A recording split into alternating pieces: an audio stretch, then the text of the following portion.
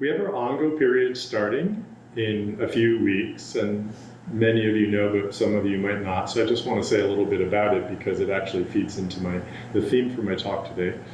Ango is a traditional practice period of 90 days that many Zen lineages hold once or twice a year. It goes back a long time. It actually goes back to the monsoon season in India, when during the monsoon season, the monks would just hunker down. They wouldn't go on pilgrimage. They would just focus on their practice in whatever place they were living. And for 90 days, for about 3 months, they would stay and do intensive practice. So in my lineage, as well as other Zen lineages, we hold this period, and it's an opportunity for everybody to intensify your practice, to pick it up a bit from wherever you are. There's always a level of commitment you can raise, and we also have a theme for the Ango that our talks will be around, and then we'll have a head trainee during the period as well, who will be kind of leading some of the practice programs, and we'll be giving a talk, and we'll engage in Dharma combat, what we call a Dharma combat ceremony at the end of the period, which will be in the beginning of December. Okay. So there's been some information that's gone out about the Ango period, including the theme. Actually, I was going to say I really appreciated the words that Shoen put out in the newsletter yesterday. It went out Sunday, and he encouraged people to intensify their practice for this Ango period. I'm wondering how many people responded to that note. I thought it was really inspiring, actually, myself, but maybe it's a coincidence that we've got a nice turnout for tonight. Shoen's not here, so I can't give him credit. But I'll mention it to him in the coming days. But I had put out a note the week before mentioning what our Ango theme is. So our Ango theme is karma and crisis. Right? I'll just say a little bit about that now, but I'll leave them more to come, during Ango to really dig in to the theme. But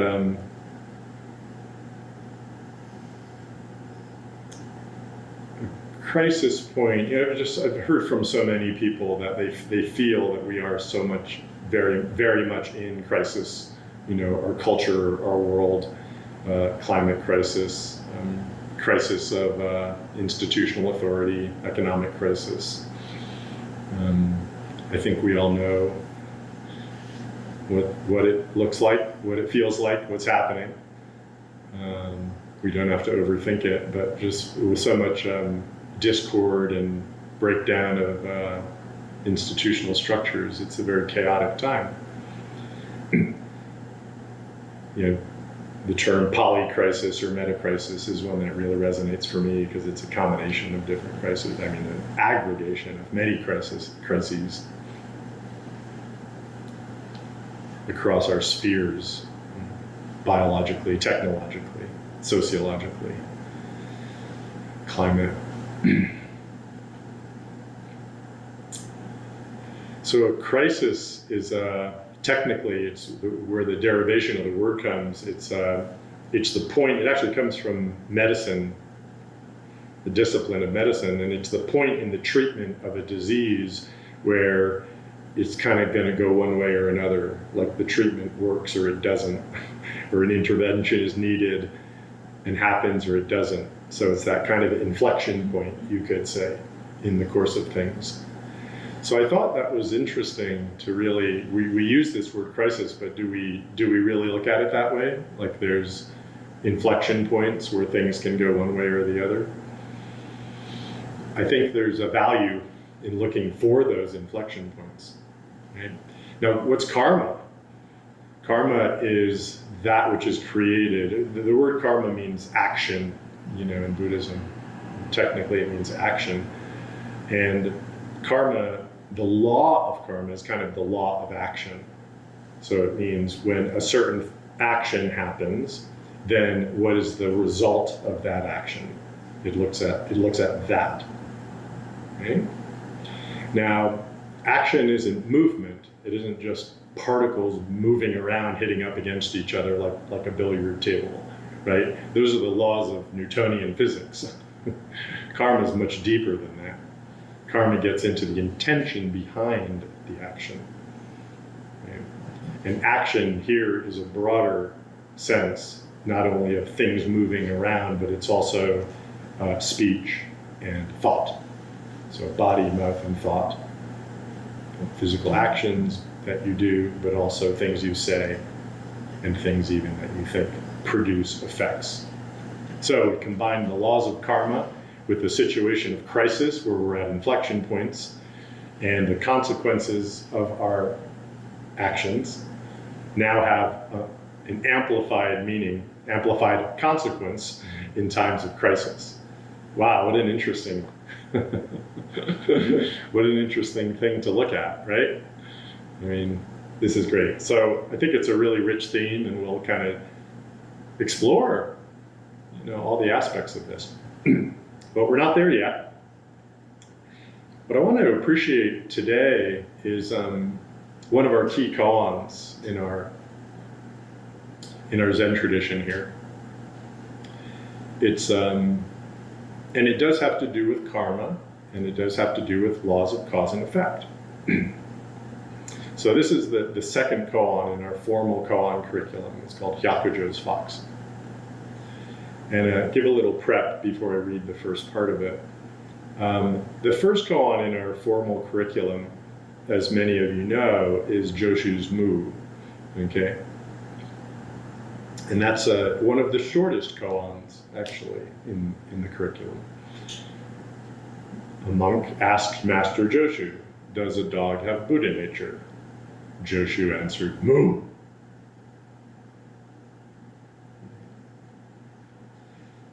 So some of you have worked on Mu, some of you are working on Mu.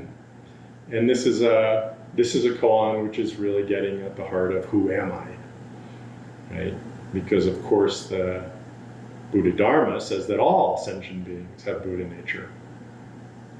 So the monk is asking, well, does this dog have Buddha nature? Because this dog doesn't feel like he does. And he wants to hear from the teacher, do I? And of course he's probably expecting Joshu, Master Joshu, to say, yes, of course, it's the Dharma, that's our Dharma, yes, of course. But he doesn't. He says, Mu. Mu literally means does not have. He's negating. He's negating the proposition. But that's not the essence of his answer. The essence of his answer is to manifest, you could say, not having. Manifest true nature. Itself. Instead of getting discursive and analytical about a question. So does a dog have Buddha nature? Joshu answered, Mu. I'm going to move to Hyakujo's Fox, which is the second koan in our curriculum, and it's actually the longest one in the curriculum. So the first one is the shortest, and the second one is the longest. And this one is like the flip side of the koan, the Mu koan. Mu koan is, does a dog have Buddha nature? And this we can see as, does Buddha have dog nature? Okay. So I'm going to read the first, there's two parts to it, but we're just going to appreciate the first part. Whenever Master Hyakujo gave Teisho on Zen, an old man sat with the monks to listen and always withdrew when they did. One day, however, he remained behind, and the master asked, "Who are you standing here before me?" The old man replied, "I'm not a human being. In the past, in the time of the Kasho Buddha, I was the head of this monastery. Once a monk asked me, does an enlightened man also fall into causation or not? I replied, he does not. Because of this answer, I was made to live as a fox for 500 lives. Now I beg you, please say the turning words on my behalf and release me from the fox body. The old man then asked Hyakujo, does an enlightened man also fall into causation or not? And the master said he does not ignore causation. Hearing this, the old man was at once enlightened. Making a bow to Hyakujo, he said, I have now been released from the fox body, which will be found behind the mountain. I dare to make a request of the master. Please bury it as you would a deceased monk. And Master Hyakujo does lead his congregation out, and they find a dead fox body, and they bury it. Okay. So if you, just to set the scene here a little bit, Master Hyakujo is early, in the Zen tradition. He's it's late 7th century and early 8th century. So it's right in the kind of the beginning of the golden age of Zen, in the first 200 years of Zen. So this is considered the height of Zen, but this is the early masters. So it's early in Zen's history. In fact, Master Hyakujo was the one who formalized a lot of the rules for practicing together in a monastery. So things were a little maybe looser before Hyakujo. But he's very early, in our lineage in Zen. When this old ghost, tells him that he used to be the head of this monastery in the time of Kasho Buddha. Well, actually, Kasho Buddha was, you might have heard the term past 7 Buddhas, where Shakyamuni is the 7th Buddha. Well, Kasho is the 6th Buddha. So Kasho actually precedes Shakyamuni Buddha, who goes back to 500 BC, of course.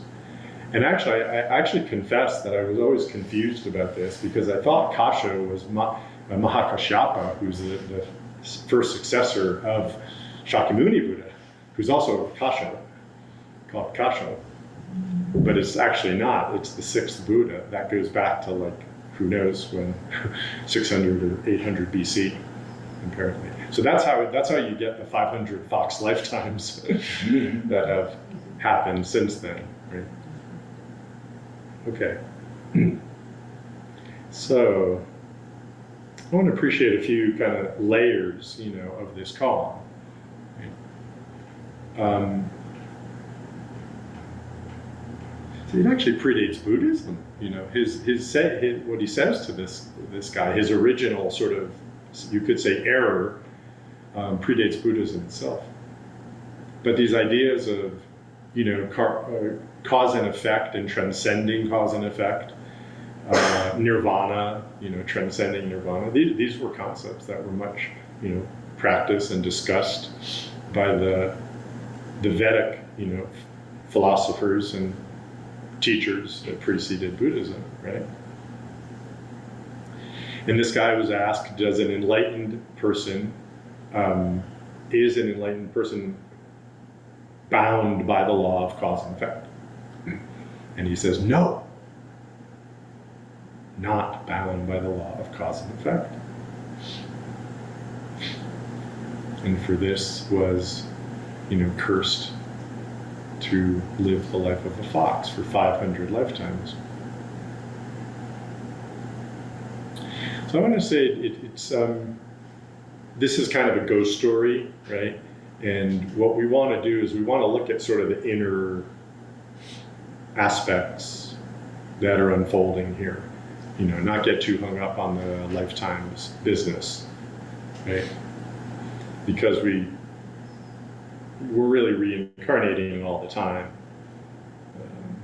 in this lifetime. Okay? So we can understand, karma in this lifetime.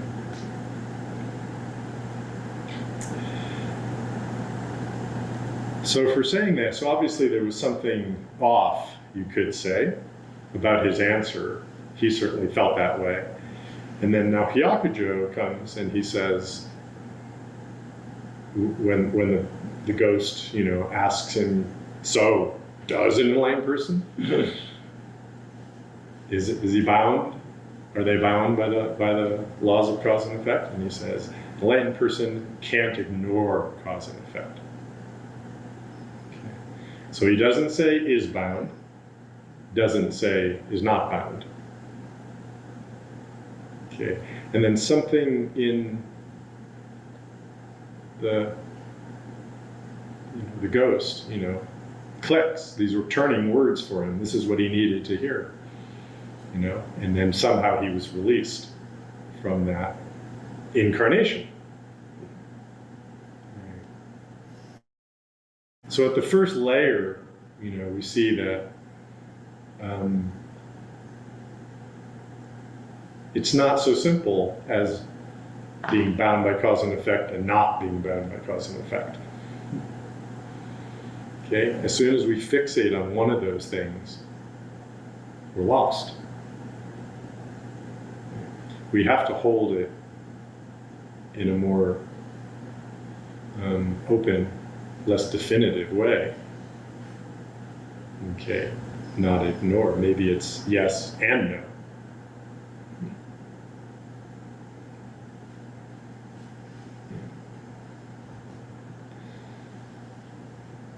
So he says originally, no, he's not bound by cause and effect. And in saying he's not bound by cause and effect, he immediately is bound by cause and effect. Isn't that interesting? Isn't there a teaching about karma right in that? That which we say does not exist or doesn't happen. Well, you've created it.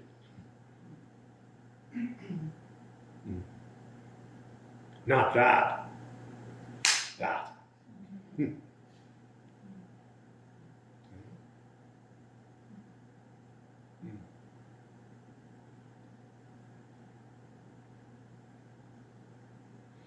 Yeah.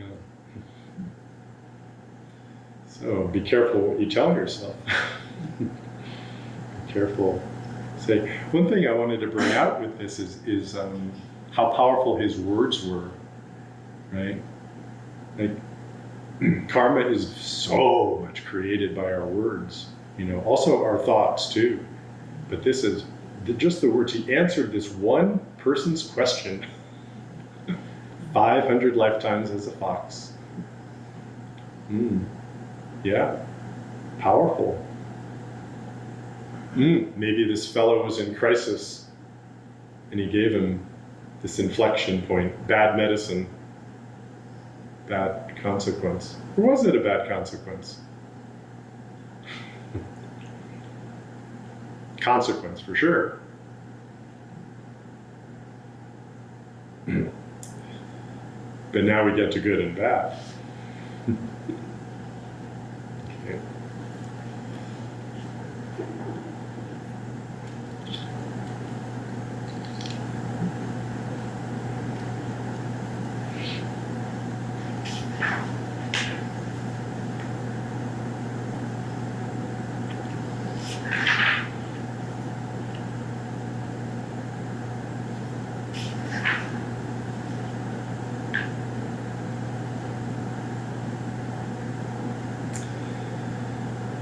Yeah, so now we get to the next level, which is at the first level we're prone to think that the not ignoring is a better answer than doesn't fall in. But can we then get trapped by not ignoring cause and effect and shouldn't ignore cause and effect? Is that the truth? Has that fixed things? What's the even understanding of the enlightened person who isn't ignoring cause and effect? How do you understand that? That can be a trap too.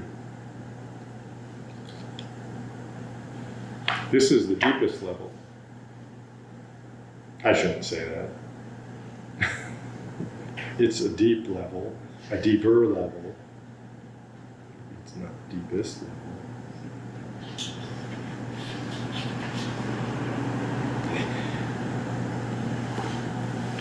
So Mumon's, now this is another Zen master who said about this, not falling into causation, and he was turned into a fox, the first mistake. Not ignoring causation, and he was released from the fox body, the second mistake.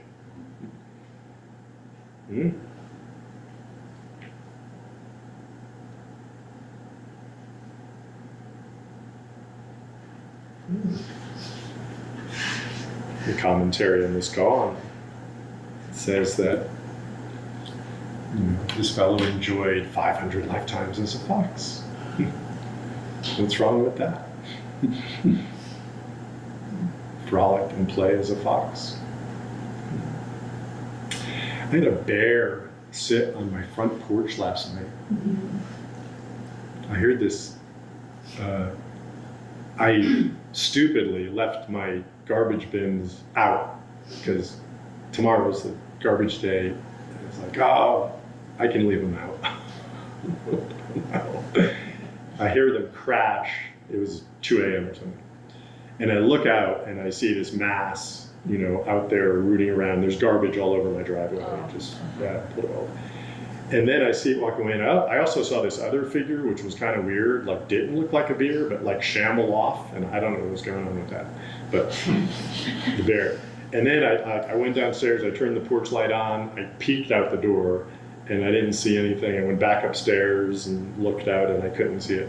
Well, it turns out, and I just found this out this morning, my stepson was out for a smoke at 2 a.m. after this had happened, and he came back, and the bear was sitting on the front porch. Sitting on the front porch. He couldn't approach.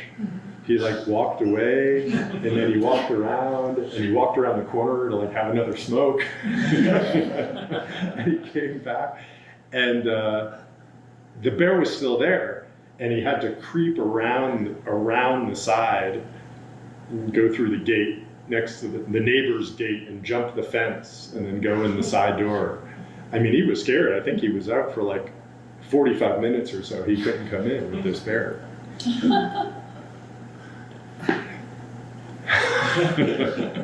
I don't know what's going on, with that, but how many lifetimes as a bear? Yeah, spirits.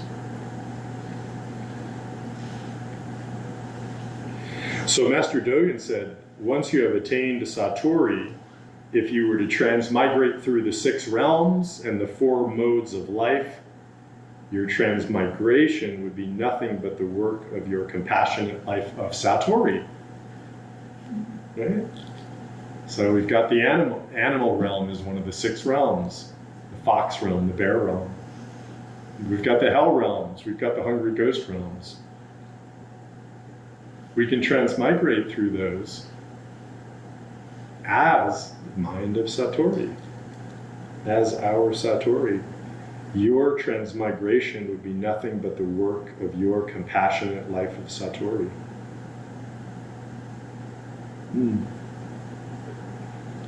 Yeah, so we can't avoid any of these realms.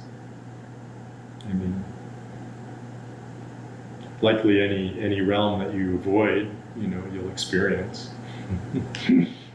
But in kind of a shadowy way. Hopefully.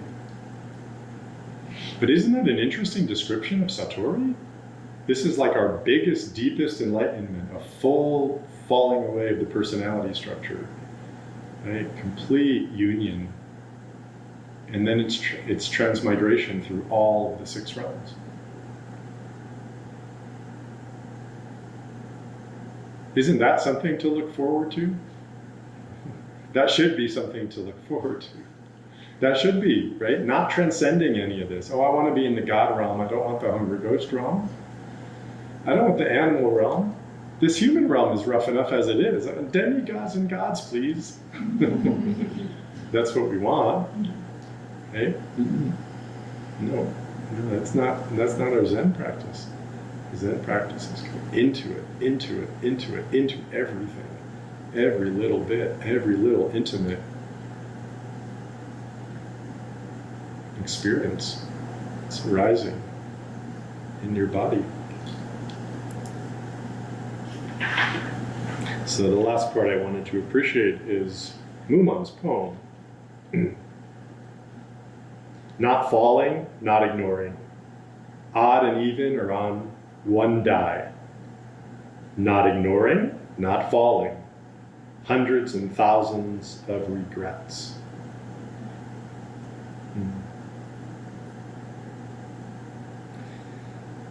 Not falling, not ignoring, odd and even are on one die, right? So we've been talking about appreciating how they're both kind of, ways to look at it, but we can't fixate on any of those ways, because once we do, there are consequences for fixating on it. We get fixed. We get fixed good.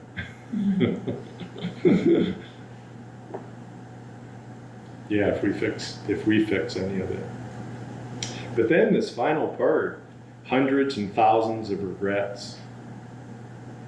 So Mumon said, if I say that they are one and the same, people may attach to this oneness and be caught in the net of sameness. Not ignoring or not falling, whatever one may say, it is hundreds and thousands of regrets. Whatever one may say, it is hundreds and thousands of regrets. And then this is actually Shibayama commenting. Let me ask you here at the end, what kind of life is it? This life of hundreds and thousands of regrets. I should like to point out that the essence of this koan is in this last line.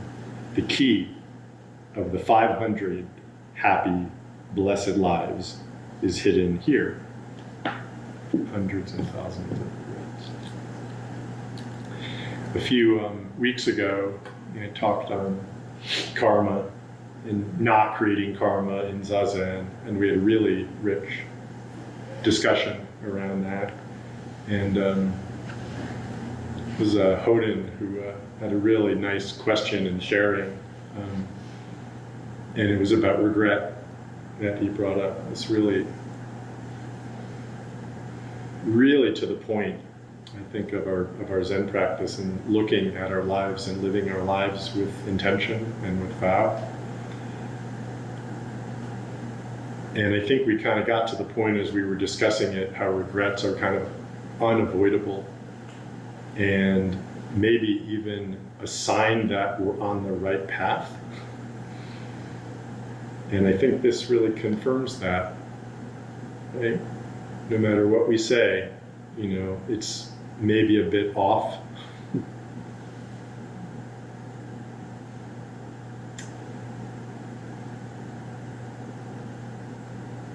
It's never just perfect, never just right, never perfectly harmonious.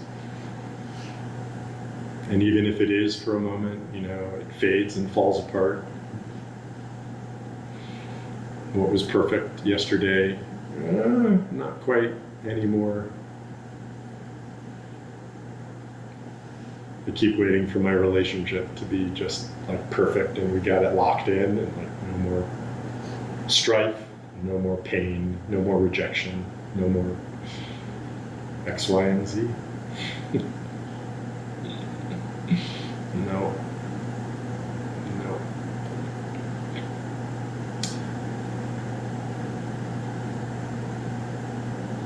So the regret,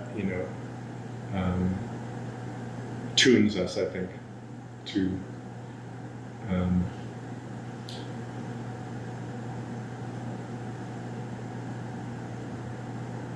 kind of a depth of living, I think, that everybody in here probably wants. We're not here for pleasure. We're here for depth. That's what the spiritual path is about. And that's what the regret really tunes us to, I think.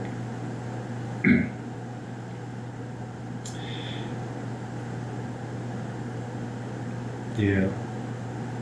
I'm taking away from this the power of, the power of karma, basically. Unavoidable power of karma with our words, with our thoughts, with our actions. And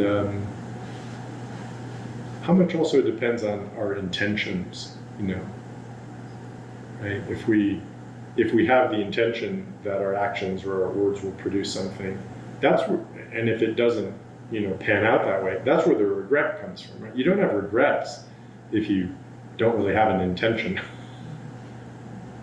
right? It's related to that, right? Like, why would you regret it if there wasn't kind of something you wanted out of what you do or say? So to be clear about the intentions is, I think, another really important aspect of this koan.